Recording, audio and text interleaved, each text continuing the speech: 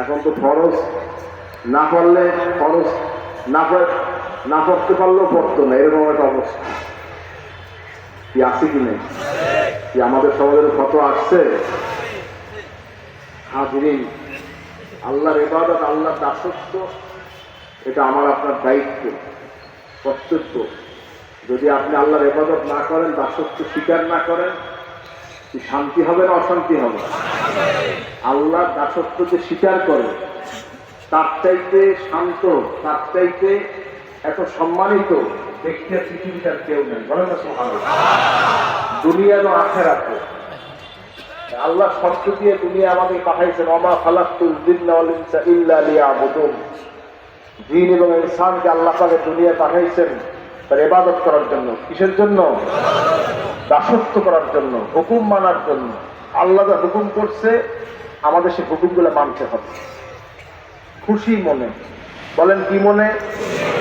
কি না আবার মনে করছেন যে এটা আমার উপরে চাপাই দেওয়া হয়েছে? নাউযুবিল্লাহ মিন যালিক। জোরে বলেন নাউযুবিল্লাহ। হাজিরিন, আল্লাহ যে আমাকে পাঠাইছেন, এই কৃতজ্ঞতা আপনি কি করে করবেন? কত মানুষ সন্তানের জন্য কান্দে, ঘরে ডাক্তারখানায় যায়, কবিরাজ দেখায়, তদবির করে, কত কি করে, আর আপনি না চাইতেই আল্লাহ আপনাকে পাঠাইছে। বলেন না সুবহানাল্লাহ। কত কিসমত আমাদের যে আমরা দুনিয়ার এই আলো বাতাসটা দেখছি। সুবহানাল্লাহ।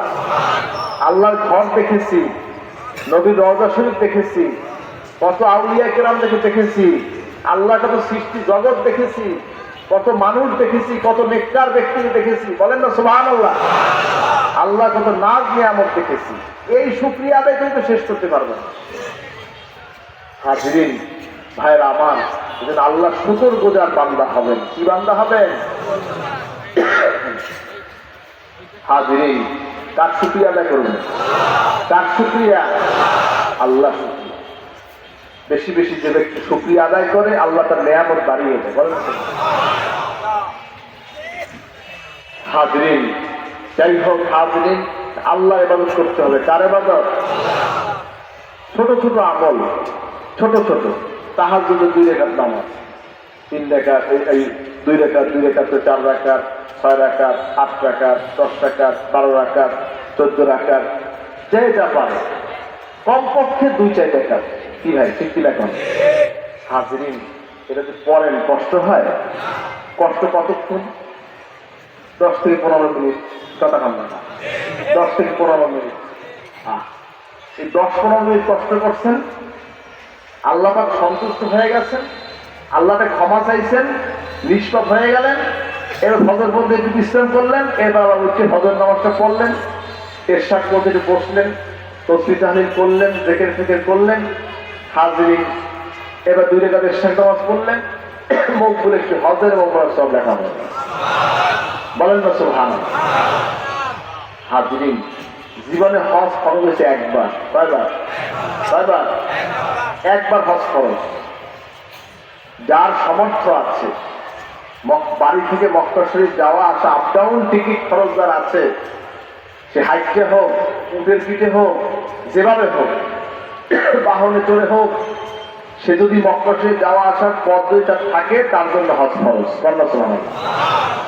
মালের সাহেবের মালিক হইতে হবে, খরচটা থাকতে হবে। কি থাকতে হবে? বলেন না, কি থাকতে হবে? হাজিরিন ভাইরা আমার, কথা হচ্ছে হজের খরচ যারা আছে তার উপর হজ ফরজ। হজ ফরজ জীবনে একবার। কয়বার? কয়বার? একবার জীবনে হজ ফরজ। আর আপনি চাইলে 365 দিন হজের সব ঘরে বসে পাইছে। তাতে আবার ওই হজ কি বাদ হয়ে যাবে না? কেন করলাম না? ওটা তো ফরজ। আর এটা নফল ইবাদত করতেছেন, এই ইবাদতের মাধ্যমে হজ এবং উমরার সওয়াব পাচ্ছেন। বলেন না সুবহানাল্লাহ। হাজিরিন ভাইরা আমার, আর মকবুল হজ, কবুল হজ, দুনিয়ায় জান্নাতের সার্টিফিকেট পাওয়ার একটা বিশাল মাধ্যম, সেটা হল হজ। কন্যা সুবহানাল্লাহ। কি মাধ্যম? কথা কান না, সেটা কি? হজ। আল হাজ্জুল মাবরুর লাইসা লাহুল জাযাউ ইল্লাল জান্নাহ। বলেন সুবহান। কবুল হজের একমাত্র উত্তম জাযা হচ্ছে জান্নাত। বলেন না সুবহানাল্লাহ। ভাইরা আমার, রাত্রে অধিক কষ্ট হয়েছে, শীত পড়ছে। যাই হোক হাজরিন, আমি মুখতাসার করে দিচ্ছি। হজ জীবনে একবার ফরজ। কয়বার? কয়বার? ওয়াজ্জিন ফিল নাসি বিল হজ্জ ইয়াতুকা রিজালা ওয়া আলা কুল্লি দামিরি ইয়াতিনা মিন কুল্লি ফাজ্জিন আমিক। বলেন না সুবহানাল্লাহ। যার সামর্থ্য আছে বাড়ি থেকে মক্কা শরীফ পর্যন্ত পৌঁছানো, উটে চড়ে হোক, হাঁটতে হোক, বাহনে চড়ে হোক, আপ ডাউন খরচ দেওয়া আছে, তার জন্য হচ্ছে হজ খরচ। সুবহানাল্লাহ। হাজরিন, ভাইরা আমার, কথা হচ্ছে সেই হজের সওয়াব জীবনে একবার হজ করবেন, সে তো আসি।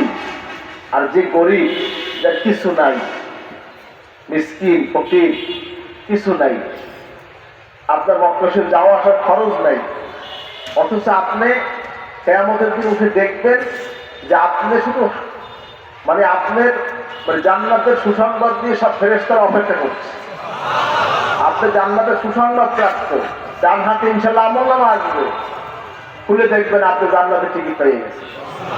দেখবেন যে হজ হয়েছে, ওমরা হয়েছে, নফল হয়েছে, সব কিছু দেখবেন লেখা। আপনারা আমি তো হজ করলাম, হজ আসলে করতে, সেদিন হজ করতে আসছে, এই যে ফজরের পর্বে স্টার্ট করতে হয়েছেন, এই সামান্য 23 মিনিট, 24 মিনিট, 25 মিনিট, আধা ঘন্টা কান্দাকাটি করছেন, করছেন, আমলনামায় লেখা পেয়ে গেছে। বলেন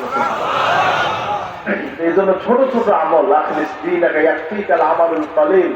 নবীজি বলছেন অল্প আমল নাজাতের জন্য যথেষ্ট হবে। বলেন না সুবহানাল্লাহ। বেশি না, অল্প অল্প। ইশরাক নামাজ পড়লেন, আওয়াবিন নামাজ পড়বেন, যে ব্যক্তি ফজরের নামাজের বাদ, এই ইশরাক মাগরিবের নামাজের বাদ যে ব্যক্তি 2 রাকাত সুন্নাত নামাজ পড়বে, 2 রাকাত সুন্নাতের 2 রাকাত 6 রাকাত আওয়াবিন নামাজ পড়বে, আমার নবী বলেন তার আমল নামায় 12 বছরের নফল ইবাদতের সওয়াব লেখা হবে। কত বছর? কি কথা কাম না কেন? আপনি 12 বছর সামনে বাঁচবেন, এখন নিশ্চয়তা আছে? কথা কাম না কেন? নিশ্চয়তা আছে? সুবহানাল্লাহ। ছোট ছোট আমল, ছোট্ট ছোট্ট আমল। অনেকে বলে, অনেক আমলের ক্ষেত্রে জয়ীফ হাদিস কি গ্রহণযোগ্য না? কথা কাম না কেন? গ্রহণযোগ্য। আমলের জন্য জয়ীফ গ্রহণযোগ্য, সহিহ হাদিস হুকুম কায়েম করতে, অর্থাৎ কিসাস, এই ধরনের আদালত কায়েম করতে গেলে সেখানে আমরা সহিহ হাদিস লাগবে। আর নফল ইবাদতের জন্য, নফল আমলের জন্য জয়ীফ হাদিস যথেষ্ট। কি ভাই, ঠিক আছে না? আবার মশলা ফিট করবেন, কথা কাম না কেন? জয়ীফের মধ্যে পার্থক্য আছে। আবু হানিফা রাহমাতুল্লাহ আলাইহি সহিহ বলছে, সেটা সহিহ হবে না। এই শতাব্দীর আলেম সহিহ বলছে, সেইটা সহিহ হবে।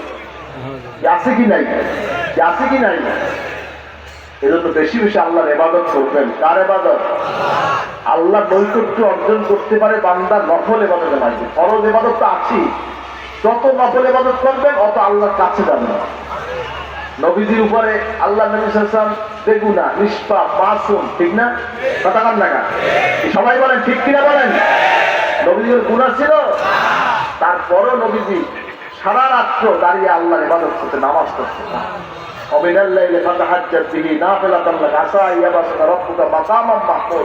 বলেন না সুবহানাল্লাহ। রাতের কিছু সময় আল্লাহ পাকের ইবাদতের বস্তুটা হুকুম হয়েছে নবীজির উপর। হতে পারে আপনাকে মাকামে মাহমুদ দানকে। বলেন না সুবহানাল্লাহ। নবীজি কোথায় থাকবেন? মাকামে মাহমুদে। কোথায় থাকবেন? মাকামে মাহমুদ। বলেন না সুবহানাল্লাহ। বিশেষ একটা স্থান যেখানে হুজুর সেজদারত অবস্থায় থাকবেন কিয়ামতের দিন। মাকামে মাহমুদ, সেজদারত অবস্থায় হুজুর থাকবেন।